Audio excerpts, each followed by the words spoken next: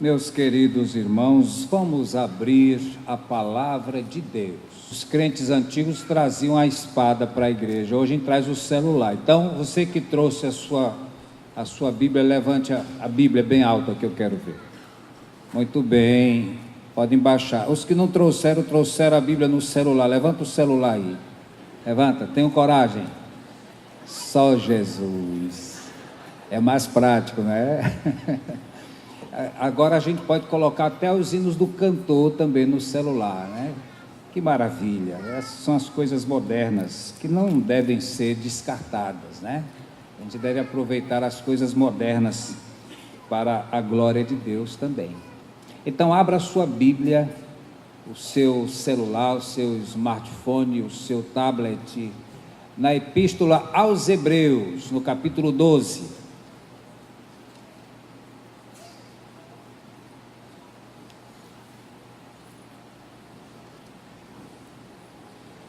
E nós vamos ler os versos 22 e 23.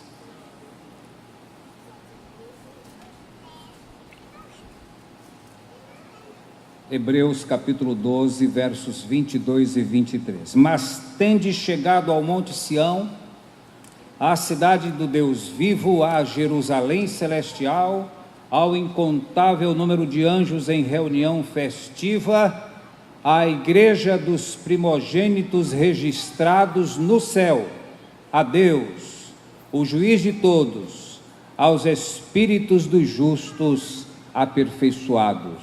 Amém. Senhor, que as palavras dos meus lábios e o meditar do meu coração sejam agradáveis em Tua presença, ó Senhor, rocha minha e redentor meu. Amém. Uma das expressões bíblicas tão importantes é esta, a igreja dos primogênitos. E o escritor aos Hebreus nos diz que a igreja dos primogênitos está registrada lá nos céus. Em outras palavras, do mesmo jeito que no Velho Testamento se dizia, Deus dizendo ao povo de Israel, os primogênitos são meus. Depois ele vai e diz assim, os levitas são meus. O escritor aos Hebreus, no Novo Testamento, vai dizer que a igreja do Senhor, cujos nomes dos eleitos estão registrados no céu, é a igreja dos primogênitos. Quando uma pessoa se converte, quando uma pessoa encontra Jesus, ou é encontrada por Jesus, ela faz parte da igreja dos primogênitos. Todos os crentes salvos, filhos de Deus, são os primogênitos do Senhor. E a palavra primogênito é a palavra protótokon, significa primeiro filho, primeiro nascido, principal, excelente. Olha só, o Senhor Jesus foi o filho primogênito de Maria.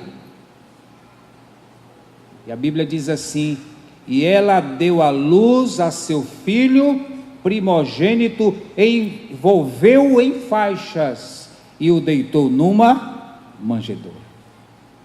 Jesus, portanto, foi o filho primogênito de Maria. Significa dizer que a mãe do Salvador teve outros filhos, e isso para a igreja evangélica não é nenhuma ofensa. Para aquele que criou a família, instituiu a família, filhos são bênção, e Jesus, portanto, veio ser o primeiro filho de Maria. José e Maria tiveram outros filhos. O evangelista Mateus, portanto, registra os nomes dos irmãos de Jesus, e só não cita os nomes das irmãs. Jesus, portanto, foi o filho primogênito de Maria, e ele teve irmãos e ele teve irmãs. Mas quando a Bíblia fala também a respeito do Filho de Deus, diz que Jesus é o Filho unigênito do Pai. Não é interessante isso? Jesus é o unigênito do Pai. Jesus é o Filho único do Pai. Porque Deus amou o mundo, vamos lá, irmãos, pelo menos esse versículo os irmãos sabem. Porque Deus amou o mundo de tal maneira que deu seu Filho unigênito, para que todo aquele que nele crê não pereça, mas tenha a vida eterna. Portanto, Jesus é o unigênito, monógene, único gerado, único nascido de Jesus. Olha só o que é que a Bíblia diz a respeito de Jesus neste tema. A Bíblia diz que Jesus é o primogênito dentre muitos irmãos. O apóstolo Paulo, escrevendo na epístola aos Romanos, no capítulo 8, versículo 29, diz que Deus nos fez para que sejamos conformes à imagem de seu Filho, o primogênito dentre muitos irmãos. Portanto, de certa maneira, Jesus é o nosso irmão mais velho. Na antiga União Soviética, quando os cristãos não podiam ter seus templos, como nós temos aqui hoje, nós temos esse espaço lindo, que será consagrado ao Senhor, dedicado ao Senhor, numa linda festa, num culto solene. Os cristãos na antiga União Soviética não tinham o privilégio que temos hoje aqui. Eles, para se reunir, tinham que se reunir nos porões, era o que se chamava da igreja subterrânea. A polícia secreta russa, se encontrasse um grupo de cristãos reunidos, eles eram presos, os pastores eram presos, levados para os campos lá na Sibéria, de trabalhos forçados. E numa dessas manhãs em que os crentes iam se reunir, desses cultos da igreja subterrânea, uma moça cristã saiu de casa com essa finalidade e foi barrada na rua pela polícia secreta. E a polícia perguntou: para onde você vai? E ela disse: eu vou a uma reunião de família, porque o meu irmão primogênito morreu, e nós vamos nos reunir para ler o seu testamento. A polícia disse: pode ir. Quem era o irmão mais velho? Jesus. E o que testamento que iam ler? Qual era o testamento de Jesus? A sua palavra, a Bíblia Sagrada. Então Jesus é o nosso irmão primogênito, o primogênito dentre os irmãos. A Bíblia também nos diz que Jesus é o primogênito de toda a criação, não pelo fato dele ter sido criado. A Bíblia diz que Jesus foi gerado, primogênito de toda a criação, porque ele tem a primazia, ele tem a preeminência. Tudo foi feito por meio dele, e sem ele nada do que foi feito se fez, para que ele tivesse a preeminência, para que ele tivesse a primazia.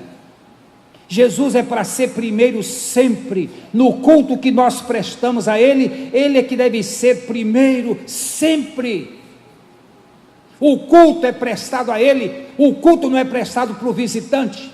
Nós não estamos aqui para agradar o visitante, nós não estamos aqui para agradar os crentes, nós não estamos aqui para agradar os pastores. Eu não gostei desse culto, o culto não foi para você, o culto foi para aquele que tem a primazia, a preeminência, o primogênito dentre os mortos, dentre os irmãos, o primogênito de toda a criação. A Bíblia nos diz também a respeito de Jesus, que ele é o primogênito dentre os mortos. Que coisa interessante. Para onde é que foram as pessoas que já morreram? A Bíblia diz que Jesus é o primogênito dentre os mortos. Por quê? Porque Jesus é o único que tem o seu corpo glorificado. Jesus morreu, desceu à sepultura, desceu ao Hades, ao mundo dos mortos, pregou aos espíritos em prisão, apareceu aos seus discípulos com o corpo glorificado, e não era um espírito que ele foi tocado. Tomé, põe aqui a tua mão. põe aqui a tua mão, põe a tua mão aqui no meu lado. Não sejas incrédulo, Tomé, mas crente. Jesus foi tocado pelos seus discípulos com o seu corpo glorificado, um corpo semelhante ao dele nós teremos, mas o único que já tem esse corpo glorificado, que experimentou a morte, é Jesus. Ele é o primogênito dentre os mortos. Os que já partiram para a eternidade não estão com seus corpos glorificados, estão em espírito, aguardando o dia da ressurreição final, quando nós teremos o nosso corpo glorificado, semelhante ao de Jesus. Ele é o primogênito dentre os mortos. No Velho Testamento, os primogênitos tinham precedência na família. Eles substituíam o pai quando morria. Eles tinham porção dobrada da herança. Quando o filho pródigo disse: pai, me dá a minha parte, não era a metade não. O irmão mais velho tinha direito a 2/3, porque o irmão mais velho era o seu irmão primogênito. Os primogênitos no Velho Testamento tinham uma bênção especial do pai. Vocês se lembram de Jacó quando estava morrendo? E o Esaú ele era gêmeo com Jacó, mas ele nasceu primeiro, portanto ele era o primogênito. Então Jacó tinha uma bênção especial para Esaú. Esaú era um cafajeste. Esaú enganou, Jacó era um cafajeste, enganou seu irmão Esaú. E ele então, orientado pela sua mãe, se vestiu como Esaú. Esaú era cabeludo. Ele pegou umas peles de cabra, colocou no braço, pegou umas roupas de Esaú para que o pai, que já estava quase cego, não percebesse. Então Jacó foi abençoado. Jacó abençoou, Jacó foi abençoado pelo seu pai Isaque, como se ele fosse Esaú. A bênção de Esaú foi para Jacó. E quando Esaú voltou do campo e percebeu que tinha sido enganado, ele pediu: meu pai, diz alguma bênção para mim. Mas toda a bênção que era para o primogênito foi para Jacó. E Esaú ficou com uma bênção assim de segunda categoria. Então a bênção do primogênito era algo extraordinário. Jacó enganou, suplantou. É por isso que a gente não consegue entender, né, como Deus amava a Jacó, aquele sujeito enrolado, enganador, suplantador. Mas é de Jacó que vem toda a descendência. A genealogia de Jesus está nessa árvore genealógica de Jacó. Os primogênitos eram herdeiros de grandes privilégios. E os primogênitos de Deus têm certos direitos adquiridos com o novo nascimento. Todos que estão aqui porque um dia nasceram, não é? Mas olha só, o cristão é aquele que nasce 2 vezes. O cristão teve um nascimento físico no dia 30 de dezembro de 1956, nasceu este lindo ser. Mas eu quero dizer aos irmãos que eu não era lindo, não. As pessoas que me viram diziam que eu parecia uma mucura. Uma criança era 1,5 kg aproximadamente, 1,7 kg. E quando minha família veio de Codó para São Luís, minha mãe ficou com muito medo de me carregar no colo no trem, aquele trem que vinha de Teresina para São Luís do Maranhão. Minha mãe pegou aquele trem em Codó, e eu vim naquele trem numa caixa de papelão da Companhia de Cigarros Souza Cruz. Eu tenho a impressão, irmãos, se eu fosse procurar um psicanalista, um psicólogo, eu poderia perguntar a ele: por que eu tenho aversão à fumaça de cigarro? Eu tenho a impressão que por causa desse episódio, que minha mãe me colocou nessa caixa de papelão da Companhia de Seguros, colocou uns paninhos lá, como Maria colocou os paninhos lá na manjedoura para Jesus, e ela me colocou no banco do trem, E as pessoas que passavam no vagão olhavam para aquele ser que era eu e diziam assim: coitadinho, pobrezinho, tão feinho, não se vinga não. A única pessoa que acreditava que eu ia vingar era minha mãe, não é? Então, eu nasci naquele dia, uma vez, mas eu tive um outro nascimento, o nascimento espiritual. Se nós nascemos uma vez, temos que morrer 2 vezes, mas se nós nascemos 2 vezes, nós só morremos uma vez. Meus queridos irmãos, eu queria que os irmãos prestassem bem atenção nisso aqui. Preste bem atenção. Deus veio salvar os seus primogênitos. Vamos lá para o Velho Testamento. Quando o povo de Israel estava no cativeiro egípcio, Deus queria libertar seu povo, e o faraó, com o coração endurecido, Deus mandou 10 pragas, e o faraó, cada vez com o coração mais duro, não deixava o povo ir. Finalmente Deus mandou a última praga. Qual foi? A morte dos primogênitos.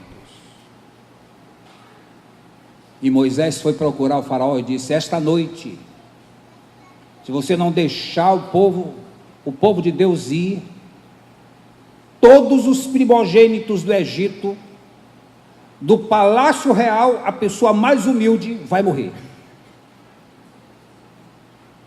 E o Senhor então disse aos israelitas: vocês coloquem nos umbrais das portas e das janelas, salpiquem suas portas e janelas com o sangue do Cordeiro. Vocês vão celebrar a Páscoa. Vocês vão usar pão sem fermento, ervas amargas, e vocês vão matar um cordeiro, e vocês vão comer esse cordeiro já prontos para viajar. Vocês vão comer em pé, com pressa, e vocês vão salpicar com o sangue deste cordeiro as suas portas e janelas, porque esta noite, quando o anjo da morte passar, ele vai olhar o sangue nos umbrais das portas e janelas e vai poupar aquela casa. E não foi isso que aconteceu, irmãos? Não é esse o relato bíblico? Naquela noite, todos os primogênitos do Egito morreram, menos nos lares onde o sangue do Cordeiro estava salpicado. Meus irmãos, Jesus veio para salvar os primogênitos, e Ele veio salvar como Cordeiro de Deus, derramando o seu precioso sangue na cruz. E quando nós entregamos a nossa vida a Jesus, reconhecendo o sacrifício que Ele fez, nós nos tornamos seus primogênitos. Portanto, os primogênitos no Velho Testamento foram salvos pelo sangue do Cordeiro. Os crentes de hoje foram salvos pelo sangue do Cordeiro Jesus, que foi derramado na cruz do Calvário. O João Batista olhou para Jesus e disse: eis o Cordeiro de Deus que tira o pecado do mundo. O profeta Isaías, 700 anos antes do nascimento de Jesus, falou a respeito dele, que ele era o cordeiro. Como o cordeiro foi levado ao matadouro, e como ovelha muda perante os seus tosqueadores, ele não abriu a sua boca. Ele foi oprimido e humilhado, mas não abriu a sua boca. Eis o Cordeiro de Deus. No dia que você ouviu a mensagem da salvação, a mensagem do Evangelho, você ouviu falar de Jesus e do seu sacrifício, e você o reconheceu como Senhor Salvador da sua vida, você se tornou um dos seus primogênitos, salvo pelo sangue do Cordeiro. Amém? Eu não sei o que é que acontece com essa igreja. Que coisa extraordinária. A gente diz um negócio desse e o povo fica olhando para a gente. Se eu estivesse falando numa Assembleia de Deus, o povo estava dando pirueta. Glória a Deus, aleluia, não sei o quê. E aqui o povo fica: que é isso, irmãos? Jesus veio, derramou seu sangue, e você se tornou seu primogênito. Ele salvou vocês, vocês ainda ficam com essa cara. Não é impressionante isso? Parece que é pecado. Uma vez eu estava pregando aqui na igreja, e o nosso templo ainda era de madeira, nesse local, virado para a avenida. E era um culto do domingo de manhã. E eu estava pregando, cheio de entusiasmo. E um irmãozinho lá, sentado de terno e gravata. Eu vi logo que ele não era da igreja. De terno e gravata. O povo aqui, se deixar, vem de bermuda. Eu disse, nesse não é daqui. E aí eu pregando, falando das grandezas de Deus, aquele irmão dizia, aleluia! Eu disse, eu vi logo que não era daqui. E tudo que eu dizia, esse irmão dizia, aleluia, glória a Deus! E ele foi se empolgando, daqui a pouco ele foi diminuindo, daqui a pouco ele cessou, não disse mais nada. Eu disse, eu não sei o que aconteceu. Quando terminou o culto lá à porta, ele passou por mim, aí eu fui cumprimentá-lo, falar com ele. Eu disse, meu irmão, me mate uma curiosidade. Enquanto eu pregava, no início, o irmão estava tão entusiasmado, o irmão dizia tanta glória a Deus, tanta aleluia. Aí disse, pastor Hamilton, é verdade, mas aí eu comecei a ver que as pessoas olhavam para mim assim.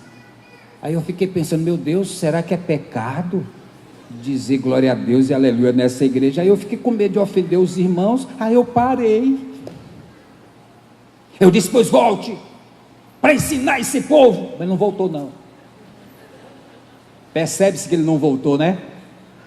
E os irmãos ainda continuam nisso, com essa cara de tacho, de que comeram e não gostaram, e ouvem falar das grandezas de Deus e ficam petrificados. Parece que caiu uma neve, parece que nós estamos lá nos jogos de inverno, lá na Rússia, lá na Coreia do Sul. Jesus veio salvar os seus primogênitos, e Ele os salvou pelo seu sangue.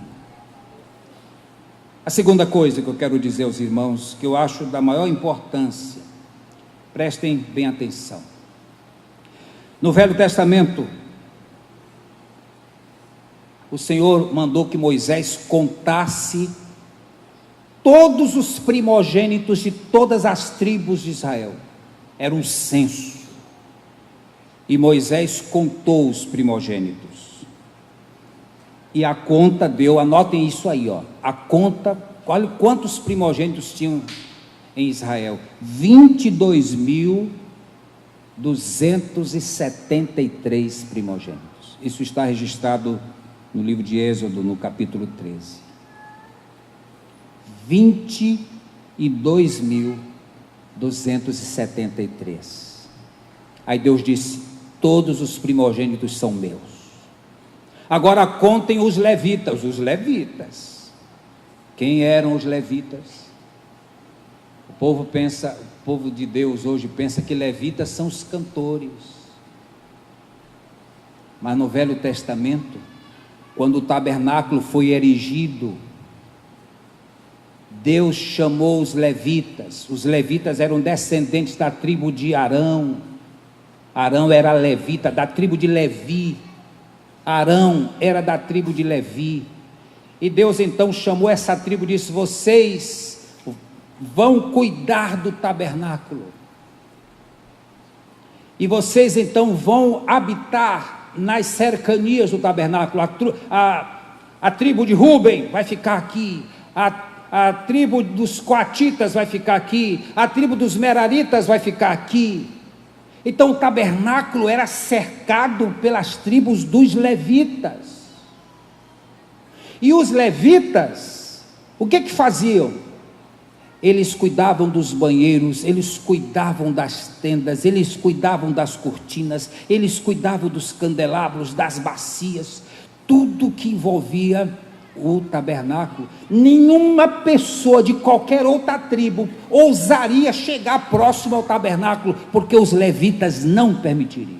Ordem do Senhor. Só os levitas tinham acesso ao tabernáculo para usar, para cuidar, para zelar do tabernáculo do Senhor. Aí o Senhor disse, conte quantos levitas vocês têm.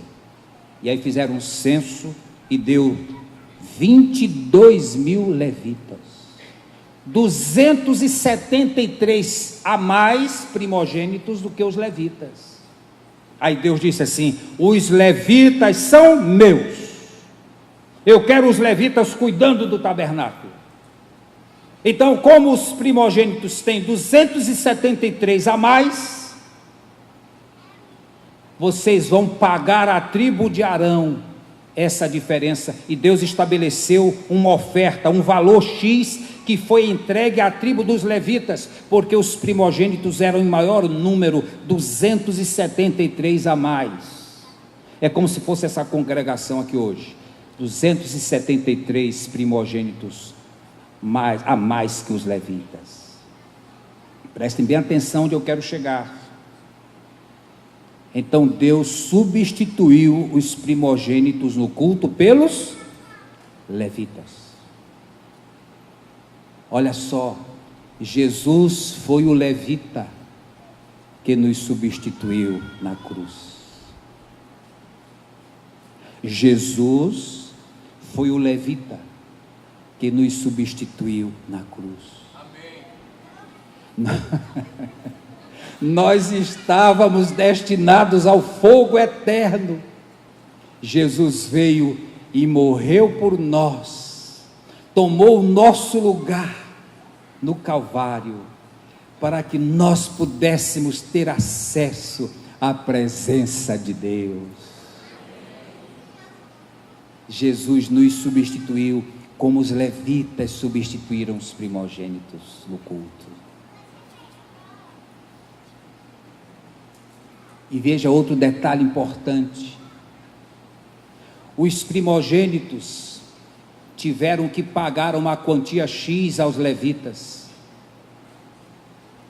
Eu não sei precisar aqui para os irmãos quanto seria hoje isso em reais, mas Deus estabeleceu uma quantia. Ora, a Bíblia nos diz que Jesus pagou o preço pela nossa redenção.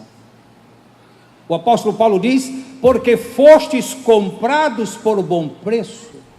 Agora, pois, glorificai a Deus no vosso corpo e no vosso espírito, os quais pertencem a Deus. Nós fomos comprados pelo sangue de Jesus. E o apóstolo Pedro diz isso, sabendo que não foi mediante coisas corruptíveis como prata ou ouro, que fostes resgatados da vossa vã maneira de viver, que por tradição recebestes os vossos pais, mas pelo sangue de um cordeiro sem defeito e sem mácula, o sangue de Cristo. Cristo nos comprou na cruz. Cristo pagou o preço por nós. Antigamente nós tínhamos um cântico, cantávamos na igreja: eu sei que foi pago um alto preço, e o preço foi o sangue de Jesus.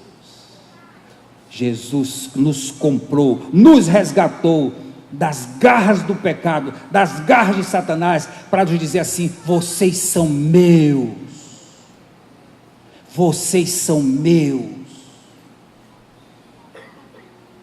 Em suma, nós somos salvos pela redenção do sangue, nós somos salvos pela substituição de Cristo na cruz em nosso lugar, e nós somos salvos porque Ele nos comprou pelo seu precioso sangue.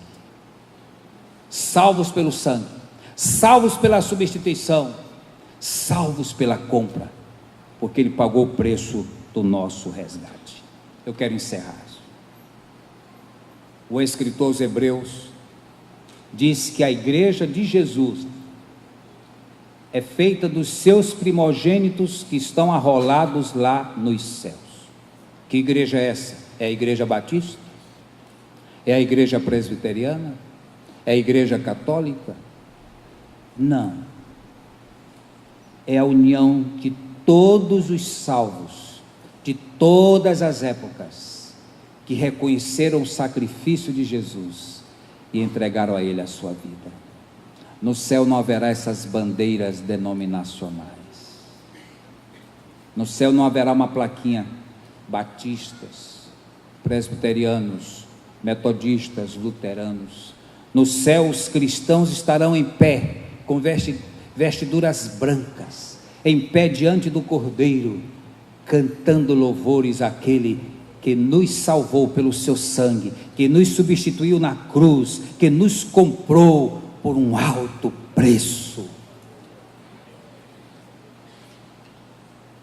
Moisés fez muitos registros. Moisés contou o número de primogênitos. Moisés contou o número de levitas. Há, todavia, um registro muito mais importante, para o qual nós deveríamos estar atentos. É saber se o seu nome está arrolado nos céus. Se você é um dos primogênitos do Senhor. Se você a Ele já entregou a sua vida. Se o anjo chegasse aqui hoje e dissesse assim: eu vou fazer chamada, eu vou chamar os nomes dos primogênitos, o seu nome estaria lá. O seu nome estaria lá. E eu queria que você pensasse sobre isso hoje à noite. E eu queria que você curvasse sua cabeça agora, fechasse seus olhos e perguntasse a si mesmo: Senhor, eu sou um dos teus primogênitos, eu faço parte da tua igreja arrolada lá nos céus, eu fui salvo pelo teu sangue, o Senhor me substituiu no Calvário, o Senhor comprou a minha redenção por um alto preço. Como eu posso saber que meu nome está arrolado lá nos céus? É fácil. É quando você ouve a voz de Deus, ouve a mensagem do Evangelho e entrega a Jesus a sua vida. Olha, eu fico tão feliz quando as pessoas chegam nesta igreja e dizem assim: pastor Hamilton, eu decidi me congregar nesta igreja, eu quero ser membro da Igreja Batista do Calhau, eu gostaria que meu nome constasse no hall de membros desta igreja. Isso nos deixa tão felizes. Mas você sabe o que é que nos deixa mais felizes? É saber que muito mais do que o seu nome está rolado no hall de membros desta igreja, é saber que o seu nome está rolado nos céus. É saber que o seu nome está rolado nos céus. E pastor Hamilton, como é que eu posso ter certeza disso? É você entender o recado de Deus para o seu coração, e você hoje se tornar um dos primogênitos de Deus, e você entregar a Jesus a sua vida, arrependido dos seus pecados, e dizer: Senhor, eu estou perdido, eu preciso de Ti, eu quero ser um dos Teus primogênitos. Arrependa-se dos seus pecados e diga: Senhor, eu Te aceito, eu Te recebo pela fé no meu coração, que Tu és o meu único e suficiente Salvador, porque o Senhor me salvou, vai me salvar hoje pelo Teu sangue. O Senhor me substituiu no Calvário e o Senhor pagou um alto preço. Como é que eu faço isso, pastor? Fazendo uma súplica, uma oração. E essa oração eu vou fazer agora. E você pode repetir esta oração bem baixinho, mas Deus vai ouvir. Então preste bem atenção. Eu vou fazer esta oração agora de entrega de sua vida a Jesus. E se você preferir, repita estas palavras agora. Deus vai ouvir.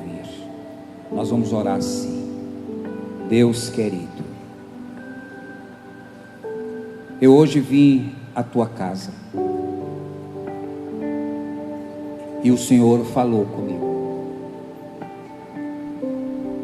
e o Senhor quer fazer de mim um dos teus primogênitos. nesta hora eu aceito o sacrifício de Jesus por mim. E eu reconheço os meus pecados. E eu aceito a Jesus como meu único e suficiente Salvador e Senhor. Eu quero que Ele seja o meu Salvador, o meu Senhor e o meu irmão mais velho. A Ele entrego a minha vida, suplicando perdão para os meus pecados. Amém.